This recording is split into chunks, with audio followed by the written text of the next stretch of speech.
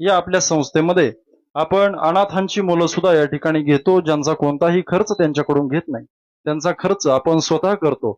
जर कुणाकडे अनाथ मुलांची माहिती असेल किंवा असं कोणी असेल की फार घरची गरीब परिस्थिती आहे, कीर्तन शिकण्याची इच्छा आहे, पखवाज शिकण्याची इच्छा आहे, गायन शिकण्याची इच्छा आहे, पण घरची परिस्थिती नाही, मग त्या मुलांना आपण त्या ठिकाणी सहकार्य करतो. जे अनाथ लेकरं आहेत त्यांना आपण मोफत शिक्षण देतो. आपली वारकरी शिक्षण संस्था कळस पासून पुढे 6 किलोमीटर अंतरावरती हरिभक्ती पारायण वैष्णवीताई महाराज दायगुडे वारकरी शिक्षण संस्था या नावाने आपण स्थापित केलेली आहे. आणि त्या ठिकाणी माझ्या मोठ्या भगिनी आणि मी, आम्ही दोघेही या सर्व विद्यार्थ्यांना हे सर्व क्लासिकल शिक्षण प्रदान करत आहोत.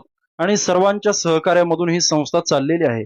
या संस्थेकरता सर्व लोक नेहमीच मदत करत असतात. मी म्हणत नाही ही संस्था माझी आहे, ही संस्था प्रत्येकाची आहे. महाराष्ट्रातली अनेक मुलं या संस्थेतून बाल कीर्तनकार होऊन गेलेले आहेत. महाराष्ट्रातली अनेक मुलं या संस्थेतून पखवाज बाल मृदंगाचार्य होऊन जाणार आहेत. आपण पाहताय मुलगी पखावज वाजवते, हा मुलगा पखावज वाजवतोय. ही सर्व मुलं आपल्या संस्थेमध्ये ज्ञान ग्रहण करण्याकरता आलेले आहेत. जर आपल्यालाही कुणाला वाटत असेल आपल्या मुलाने इथं यावं, टाळ घ्यावा, पखवाज वाजवावा, हरिनामाच्या चिंतनामध्ये दंग व्हावं, आपल्या जीवनाची प्रगती करावी, तर मी तुम्हाला सांगेल निश्चितपणे तुम्ही आपल्या संस्थेमध्ये मुलांना पाठवा.